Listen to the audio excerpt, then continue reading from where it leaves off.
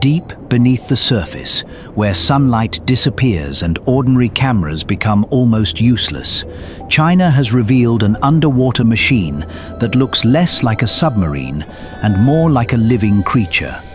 Its body is flat, its wings are wide, and instead of pushing itself forward with a noisy propeller, it moves by sending smooth waves through two flexible fins. This is the Aoxiang V-type biomimetic manta-ray submersible.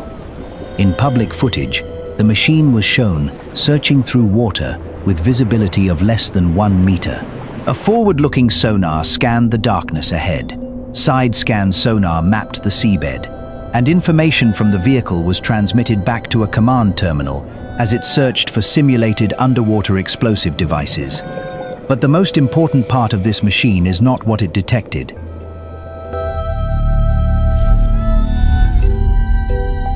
It is how engineers created a vehicle that must be rigid and flexible at the same time.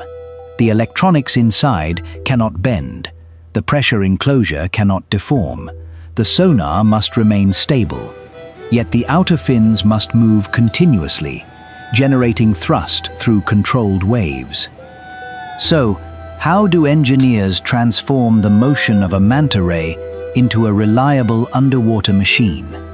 The answer begins inside the body. At the center of the vehicle is the part that cannot behave like an animal.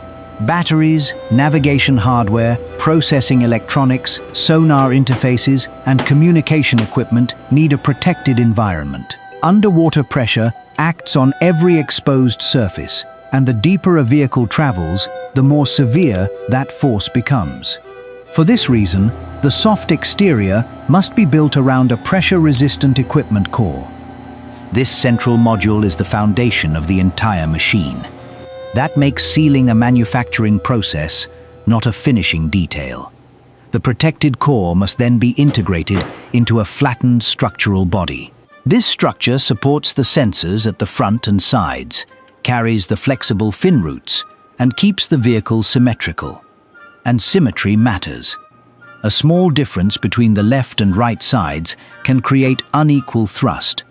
One fin may push harder than the other. The vehicle may roll, turn, or consume additional energy simply to maintain a straight course. So the frame, attachment points, and internal mass distribution must be aligned before the soft exterior closes around them. This is where the machine begins to take on the outline of a manta ray. But the wide fins are not decorative. They are the propulsion system. The manta-inspired design takes a different approach from conventional propeller-driven vehicles. Instead of spinning a propeller, it moves broad fin surfaces in a traveling wave. The motion begins near the body and passes outward through the fin. Water is pushed backward over a much larger area, moving the vehicle forward while the central body remains comparatively stable. That stable center is critical, because sonar performance depends on controlled motion. If the sensor platform shakes or swings excessively, the acoustic picture becomes harder to interpret. A vehicle designed to search a dark seabed cannot allow its own propulsion system to disturb the very measurements it is trying to collect.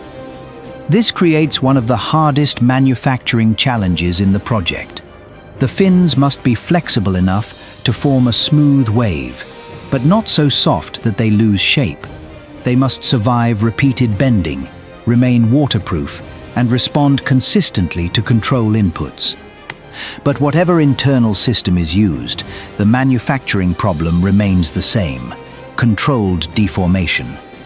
During assembly, the two fins must be attached to the body with matching geometry. Their moving structures must operate through the same range. Their surfaces must avoid wrinkles, abrupt stiffness changes, and weak bonded areas that could fail after thousands of cycles. Before the vehicle enters the water, the fin system can be tested on a bench. The goal is not simply to make the fin move.